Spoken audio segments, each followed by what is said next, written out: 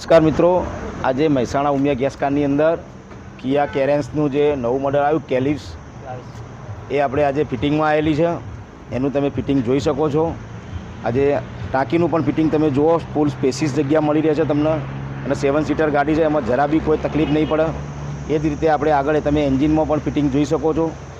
એન્જિનની અંદર જે વેપોરાઇઝર લગાવ્યું છે એ તમે વેપોરાઇઝર જુઓ કે કોઈ જગ્યાએ કોઈ ખોટો હોલ નથી પડ્યો, કંપની બોલ્ટમાં જ આપણે લગાવેલું છે. એનો ફિલિંગ વાલ પણ એ રીતે ફિટિંગ કરેલો છે.